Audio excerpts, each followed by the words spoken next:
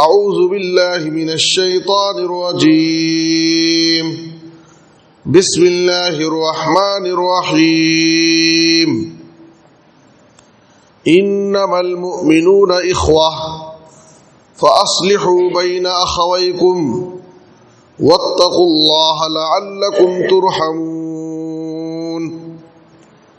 سبحانك لا علم لنا إلا ما علمتنا إنك أنت العليم الحكيم رب اشرح لي صدري ويسر لي أمري واحلل عقدة من لساني يفقهوا قولي رب زدني علما. ہر قسم کی حمد و ثنا، تعریف و ستائش، بڑائی اور بزرگی، عظمت و کبریائی صرف اللہ رب العالمین کے لیے لائق اور زیبا ہے. درود و سلام ہو ہم سب کے آخری نبی جناب محمد الرسول اللہ صلی اللہ علیہ وسلم پر. محترم حضرات، آج خطبہ جمعہ میں مجھے آپ حضرات کے سامنے جس موضوع پر گفتگو کرنی ہے وہ نہایت ہی ایک اہم موضوع ہے. مسلمانوں کا آپسی تعلق کیسا ہونا چاہیے، مسلمانوں میں باہمی تعلقات کیسے ہونا چاہیے، اور مسلمانوں کے تعلقات کو بگاڑنے والی چیزیں کیا ہیں، خراب کرنے والی چیزیں کیا ہیں. آخر کس وجہ سے مسلمان آپس میں ایک دوسرے سے تعلقات توڑے ہوئے ہیں، آپس میں ایک دوسرے کے دشمن بنے ہوئے ہیں. ہماری صفوں میں اتحاد کے بجائے اختلافات ہیں، انتشار، آپس میں نفرتیں ہیں، عداوتیں ہیں، دشمنیاں ہیں، دلوں میں کینہ ہے، کپٹ ہے، بغض ہے، حسد بھرا پڑا ہے. آخر وجہ کیا ہے؟ تو سب سے پہلے ہمیں اور آپ کو یہ سمجھنا ہے کہ کتاب و سنت کی روشنی میں مسلمانوں کا باہمی تعلق کیسا ہونا چاہیے، اللہ اور اس کے رسول ہمیں آپس میں کس طرح سے رہنے کا حکم دیتے ہیں، یہ پہلی چیز ہے. تو سب سے پہلی بات یہ ہے کہ سارے مسلمانوں کو، سارے مومنوں کو آپس میں بھائی بھائی بن کر رہنا چاہیے، آپس میں بھائی بھائی بن کر رہنا چاہیے. سورۃ الحجرات کی آیت نمبر 10 میں اللہ تعالیٰ نے فرمایا انما المؤمنون اخوہ، اور حدیث میں نبی صلی اللہ علیہ وسلم نے کہا المسلم اخو المسلم. اس آیت اور حدیث کا معنی کیا ہوا کہ دنیا کے سارے مسلمان، سارے مومن، وہ کسی بھی ملک سے تعلق رکھتے ہو، ان کی زبان کچھ بھی ہو، ان کی تہذیب کچھ بھی ہو، ان کا رہن سہن کیسا بھی ہو، کسی بھی کونے سے تعلق رکھتا ہو، لیکن اگر وہ مسلمان ہے، مومن ہے، تو وہ ہمارا بھائی ہے، وہ ہمارا بھائی ہے. اور بھائی ہونے کا درد ہمیں اپنے دل میں محسوس کرنا چاہیے کہ وہ ہمارا بھائی ہے. اس بھائی پر اگر ظلم ہو رہا ہے تو اس تکلیف کو ہم اپنے سینے میں محسوس کریں. اس بھائی پر، اس بہن بیٹی پر اگر اس کی بے عزتی ہو رہی ہے، اس کی عصمت دری ہو رہی ہے دنیا کے کسی بھی کونے میں، تو اس درد کو ہمیں اپنے دل میں محسوس کرنا چاہیے.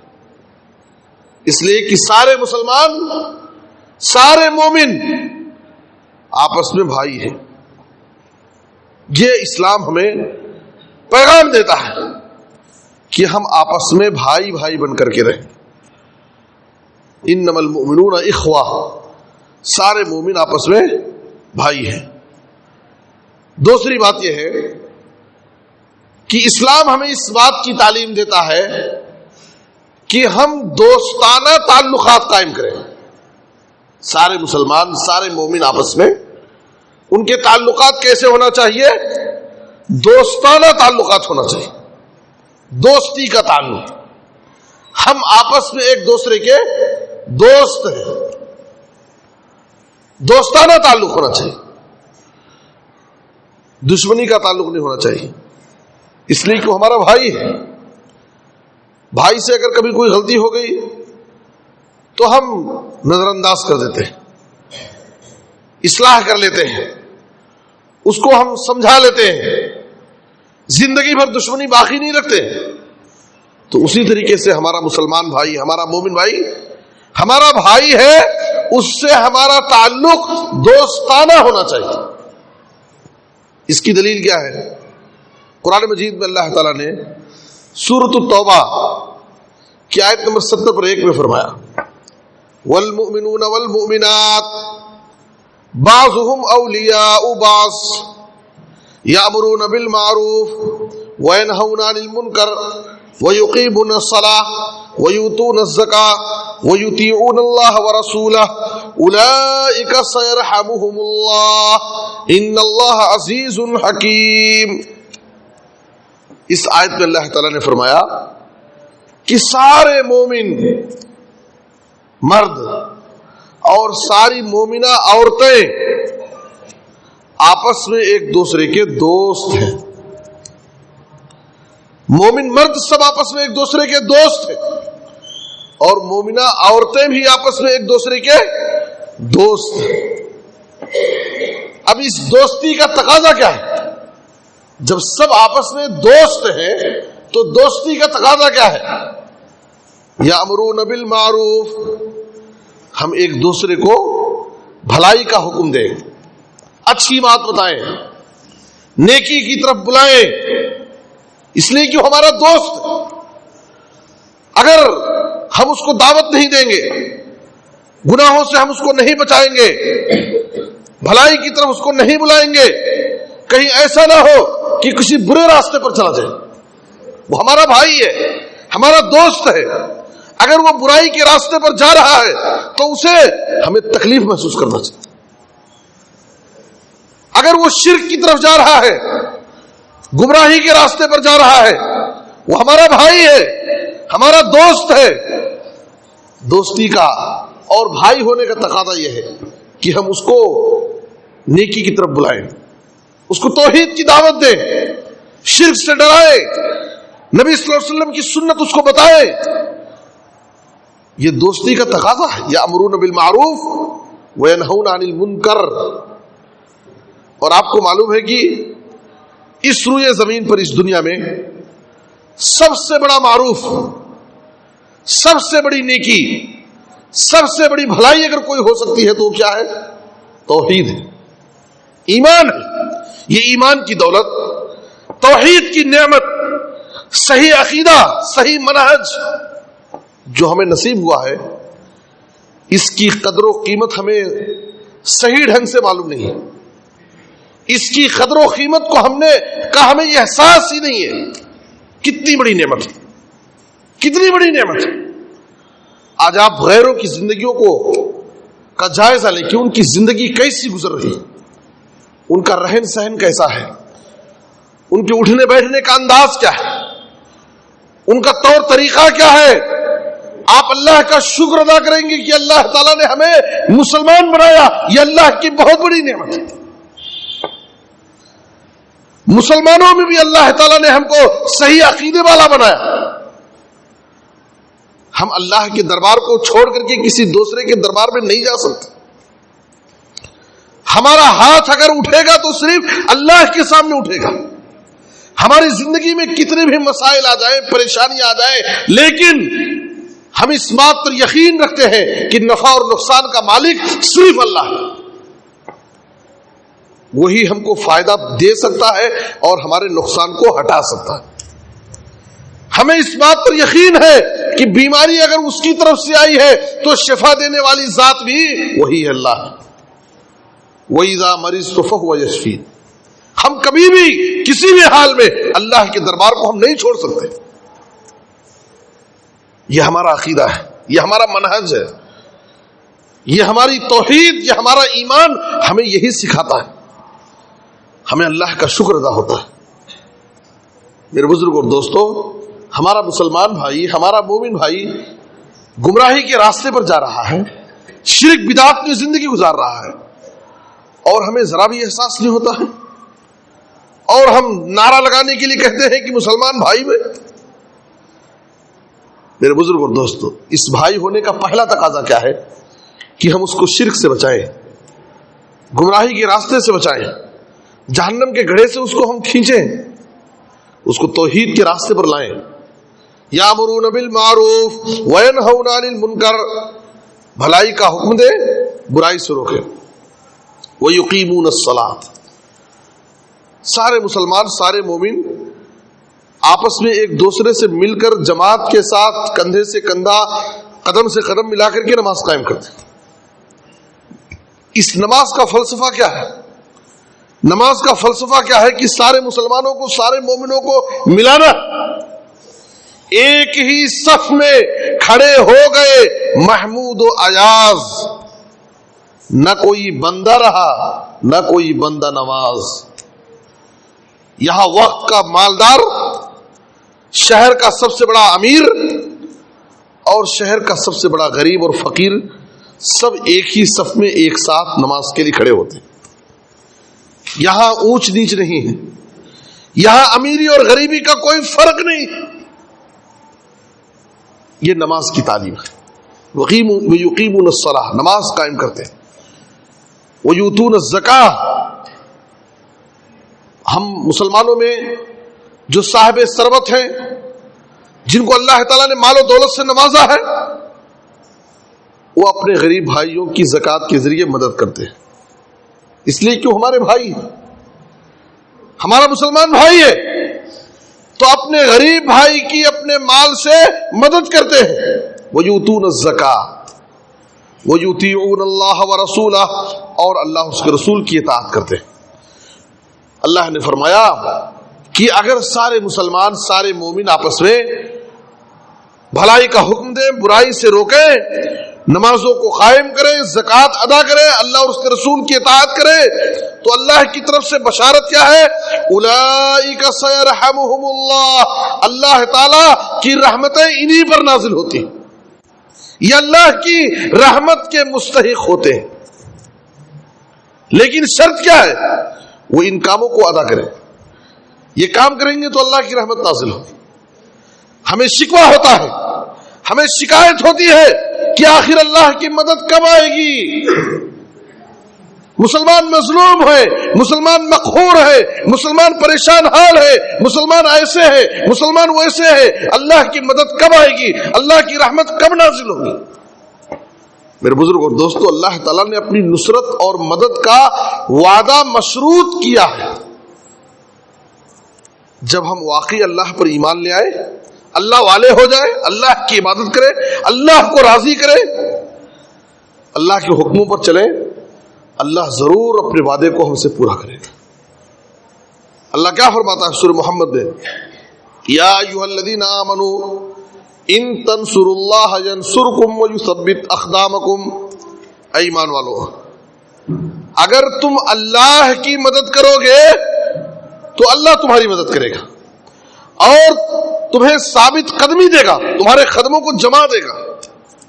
حالات کیسے بھی ہو جائیں تمہارے قدم ڈگمگائیں گے نہیں, ہمت اور طاقت سے تم اپنی جگہ کھڑو گے, تم اپنے اندر کوئی کمزوری اور خوف محسوس نہیں کرو گے. لیکن اللہ نے کیا کہا؟ ان تنصروا اللہ, اگر تم اللہ کی مدد کرو گے. نعوذ باللہ, اللہ ہماری مدد کا محتاج نہیں ہے, اللہ کو ہماری مدد کی ضرورت نہیں ہے. اللہ کی مدد کرنے کا مطلب کیا ہے؟ اللہ کے دین کی مدد کرنا ہے. اس کے دین کی مدد کیا ہے؟ اس کے دین کو پھیلانا ہے, اس کے دین کی نشر و اشاعت کرنا ہے, اس کے دین کی خدمت کرنا ہے. ہمارے پاس جتنی طاقت ہے, جتنا علم ہے, ہم اپنی طاقت اور اپنے علم کے مطابق اس دین کو، جو سب سے بہترین دین ہے، جو اللہ کے نزدیک محبوب اور مقبول ہے، جس دین کے علاوہ کوئی دوسرا دین اللہ کے نزدیک پسندیدہ نہیں ہو سکتا، مقبول نہیں ہو سکتا ہے، اس دین کو ہم اپنے علم، اپنی طاقت کے مطابق دنیا والوں کے سامنے پہنچائیں۔ تو اللہ نے وعدہ کیا کیا؟ ان تنصروا اللہ ینصرکم، اگر تم اللہ کی مدد کرو گے، یعنی اللہ کے دین کی مدد کرو گے، تو اللہ تمہاری مدد کرے گا اور تمہارے قدموں کو جما دے گا، اس زمین میں تم کو طاقت اور قوت دے گا، تم کمزور نہیں رہو گے، زمین میں اللہ تمہیں قوت دے گا۔ میرے بزرگ اور دوستو، تو یہ مسلمان مومن آپس میں ان کا تعلق کیسا ہونا چاہیے؟ سب سے پہلی چیز کیا ہے؟ بھائی کا تعلق ہونا، بھائی بھائی بن کر کے رہے، صرف زبان سے نعرہ لگانے کے لیے نہیں، عملی طور پر پریکٹیکل۔ اور دوسری چیز، مسلمانوں کا آپس کا تعلق دوستانہ ہونا چاہیے، جیسا کہ سورہ توبہ کی آیت نمبر 70 پر 1 کے ذریعے میں نے آپ کے سامنے اس کی وضاحت کر دی۔ نمبر 3، مسلمانوں کا آپسی تعلق اس طرح سے متحد اور متفق ہونا چاہیے، اتحاد و اتفاق ہماری صفوں میں ہونا چاہیے، جیسے کہ ایک مضبوط دیوار کی طرح ہونا چاہیے۔ دیوار کی ایک اینٹ دوسرے اینٹ کو طاقت پہنچاتی ہے، دیوار کا ایک پتھر دوسرے پتھر کو طاقت دیتا ہے، تو سب آپس میں مل کر کے ایک مضبوط دیوار ہو جاتے ہیں جن کو توڑنا مشکل ہو جاتا ہے۔ اکیلے ایک اینٹ اور ایک پتھر کی کوئی طاقت نہیں، لیکن ساری اینٹیں، سارے پتھر مل کر کے ایک مضبوط دیوار بن جاتے ہیں۔ ایک مسلمان، دو مسلمان آواز اٹھائیں، نعرہ لگائیں، کچھ بھی فائدہ نہیں ہے، سارے مسلمانوں کو متحد اور متفق ہونا چاہیے، ایک آواز ہونا چاہیے، ایک مضبوط دیوار کی طرح ہم مسلمانوں کو بننا ہے۔ جناب محمد الرسول اللہ صلی اللہ علیہ وسلم نے فرمایا، صحیح مسلم کی حدیث ہے، المؤمن للمؤمن کالبنیان یشد بعضہ بعضا، ایک مومن دوسرے مومن کے لیے کیسے ہے؟ عمارت کی طرح، دیوار کی طرح، جیسے دیوار کی ایک اینٹ، ایک پتھر دوسرے کو طاقت دیتا ہے، تو اسی طرح سے ایک مسلمان کو، ایک مومن کو ایک دوسرے کے لیے طاقتور بننا چاہیے۔ ہم اپنے پاس پڑوس کے مسلمانوں کو، اپنے گلی محلے کے مسلمانوں کے لیے طاقت بنے، ہمارا بھائی ہے، وہ اس بات کو محسوس کرے کہ میرے پڑوس میں میرا بھائی رہتا ہے۔ کبھی میری زندگی میں کوئی ایسا مشکل آیا، میری زندگی میں کوئی پریشانی آ گئی، میں بیمار ہو گیا، میرے گھر میں کوئی آفت آ گئی، میرا بھائی میرے پڑوس میں ہے، مسلمان بھائی ہے، وہ مجھے بے سہارا نہیں چھوڑ سکتا، وہ میری مدد کرے گا، وہ میرے کام آئے گا۔ یہ درد ہونا چاہیے مسلمان بھائی کا، یہ درد ہونا چاہیے، ایک مسلمان کو دوسرے مسلمان کے لیے طاقت اور قوت بننا چاہیے۔ آج ہمارا کیا حال کیا ہے؟ ایک مسلمان دوسرے مسلمان کی ٹانگ کھینچ رہا، وہ آگے بڑھنا چاہ رہا ہے، اللہ اس کو ترقی دے رہا ہے، اس کے مال میں برکت اللہ دے رہا ہے، اس کو دیکھنے نہیں ہو رہا ہے، کہاں سے اتنی ترقی کر لے رہا، کہاں سے ایک گھر سے دوسرا گھر بنا رہا، ایک ایک سواریاں خرید رہا ہے، اس کے بچے اچھی اسکولوں میں پڑھتے ہیں، اس کو دیکھنا گوارا نہیں ہے، وہ اس کا دشمن بن جاتا ہے۔ میرے بزرگوں اور دوستو، ایک مسلمان کو دوسرے مسلمان کا کے لیے طاقت بننا چاہیے، اس کا سچا خیر خواہ بننا چاہیے، اس کا ہمدرد ہونا چاہیے۔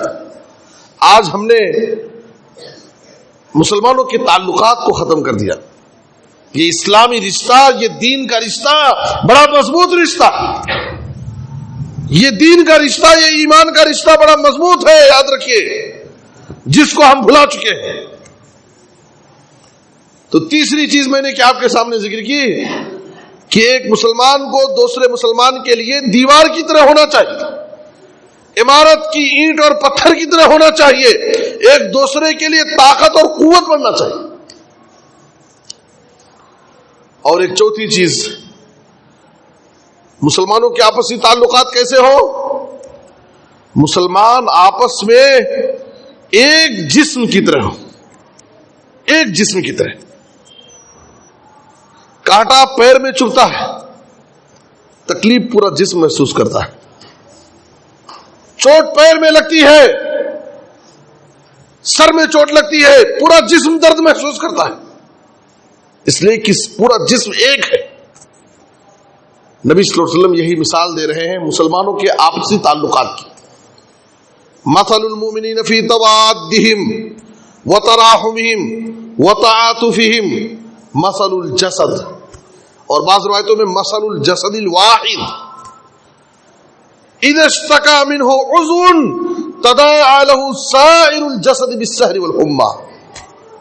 کہا مسلمانوں کی مثال، مومنوں کی مثال آپس میں ایک دوسرے سے محبت کرنے میں، ایک دوسرے پر رحم کرنے میں، ایک دوسرے کے ساتھ پیار اور شفقت کا معاملہ کرنے میں مومنوں کی مثال کیسی ہے؟ مثل الجسد، ایک جسم کی طرح۔ کیسے؟ اذا اشتکى منہ عضو، جسم کا ایک عضو بیمار پڑ جاتا ہے، اس کو تکلیف لاحق ہو جاتی ہے، تداعى له سائر الجسد بالسہر والحمى، تو پورا جسم بے چینی محسوس کرتا ہے، پورے جسم کو تکلیف محسوس ہوتی ہے۔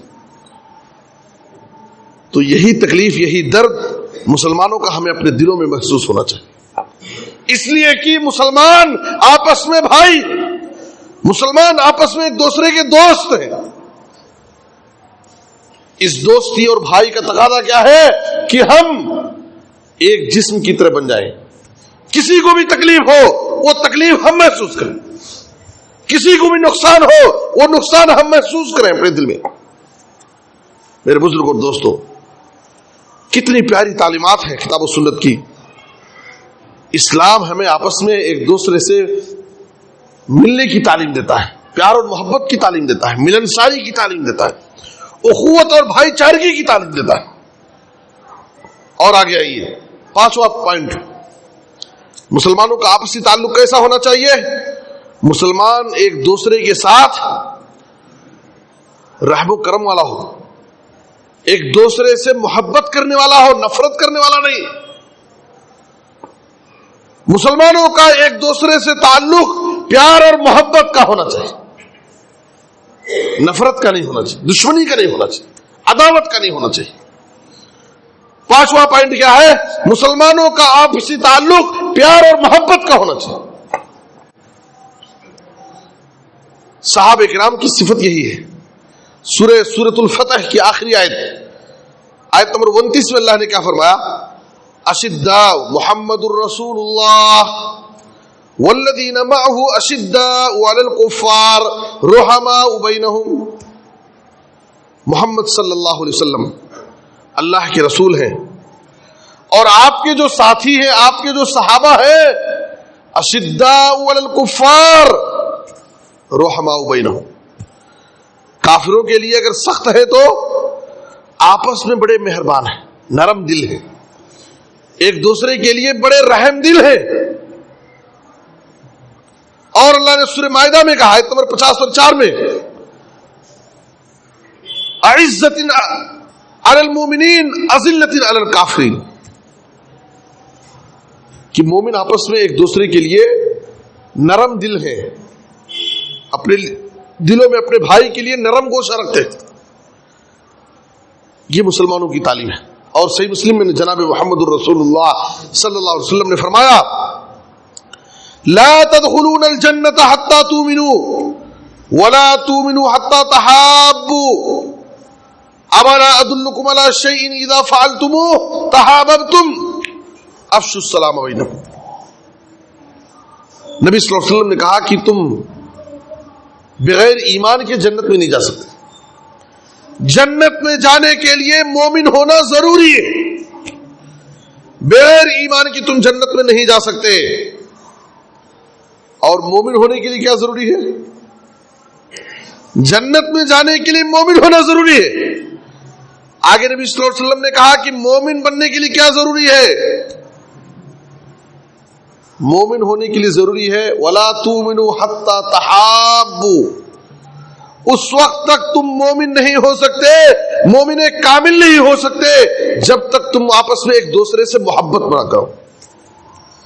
मोमिन बनने के लिए जरूरी है कि एक दूसरे से मोहब्बत करो, तब तुम मोमिन कहलाओगे, कामिल मोमिन, मिसाली मोमिन। तो मोमिन बनने के लिए क्या है जरूरी है? एक दूसरे से मोहब्बत करना जरूरी है। आज हमारे दिलों में मोहब्बत की बजाय हमारा दिल नफरत और अदावत से भरा हुआ।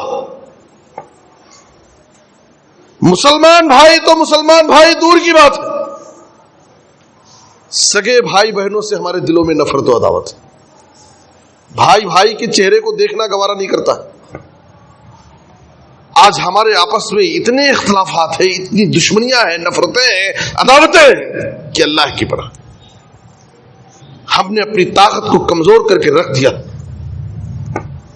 मेरे बुजुर्ग और दोस्तों, जनाब मोहम्मद रसूलुल्लाह सल्लल्लाहु अलैहि वसल्लम का फरमान है, आप फरमा रहे हैं कि जन्नत में जाने के लिए मोमिन होना जरूरी और मोमिन बनने के लिए एक दूसरे से मोहब्बत करना जरूरी।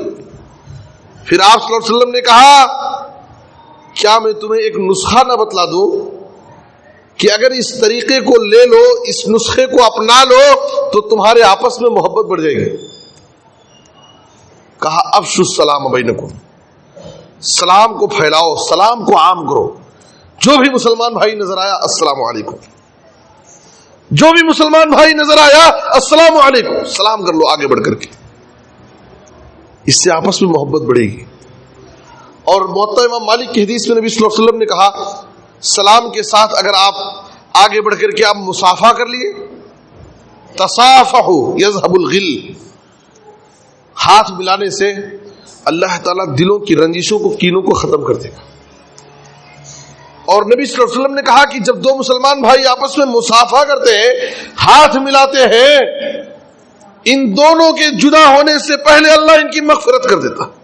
अल्लाह, कितनी प्यारी तालीमात हैं।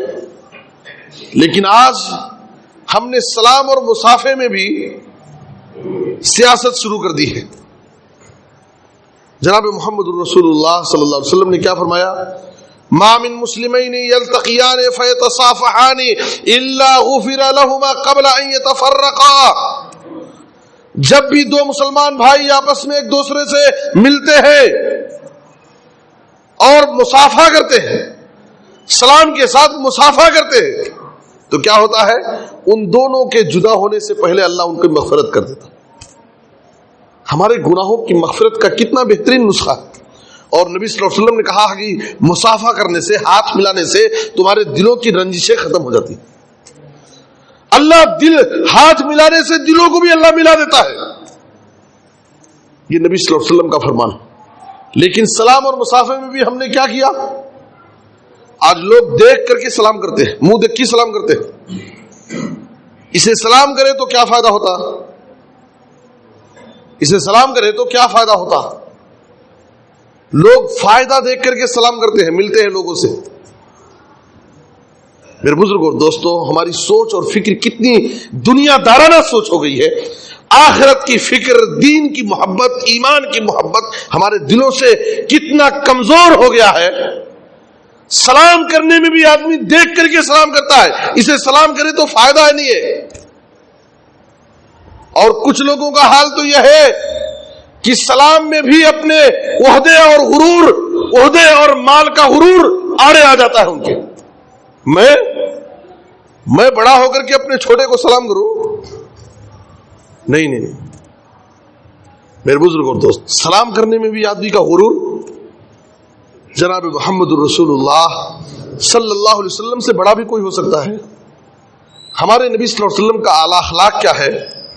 आप गली से गुजरते, छोटे बच्चे खेलते रहते, उनसे भी आप सलाम कर लेके गुजरते थे।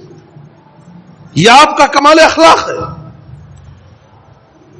यह आपका बुलंद अखलाक है। अपने गुलाम से, अपने नौकर से नबी सल्लल्लाहु अलैहि वसल्लम सलाम कर लेते थे, कोई झिझक नहीं, कोई शर्म नहीं। آپ صلی اللہ علیہ وسلم نے کہا اول الناس، اللہ کے نزدیک سب سے بلند مقام والا وہ ہے من بدأ بالسلام، جو سلام میں پہل کرتا ہے. اور آپ سے پوچھا گیا صحیح بخاری اور مسلم کی حدیث ای الاسلام خیر، اسلام کی بہترین تعلیمات کیا ہے؟ تو آپ نے کیا کہا؟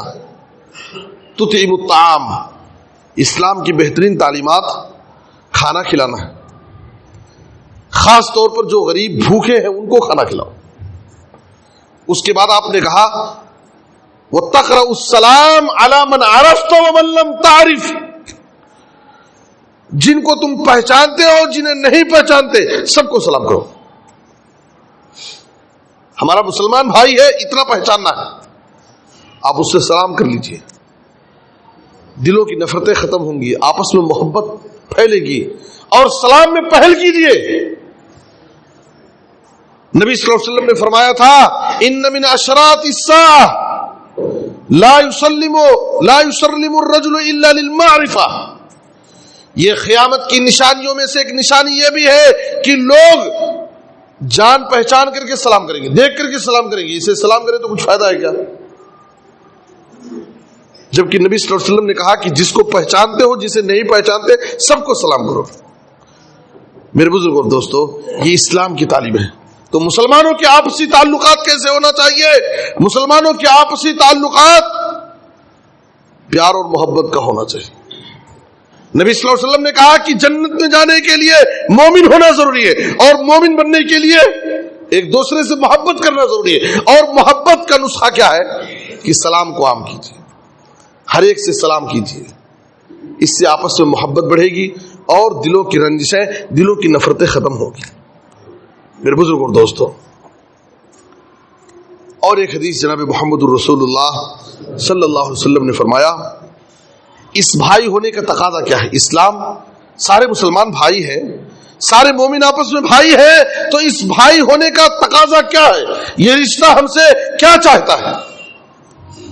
سارے مسلمان آپس میں دوست ہیں، تو اس دوستی کا حق کیا ہے؟ آپ صلی اللہ علیہ وسلم نے کہا لا تحاسدوا ولا تباغضوا ولا تدابروا ولا تقاطعوا، بعض روایتوں میں ولا تناجشوا، بعض روایتوں میں ولا یبیع بعضکم علی بیع بعض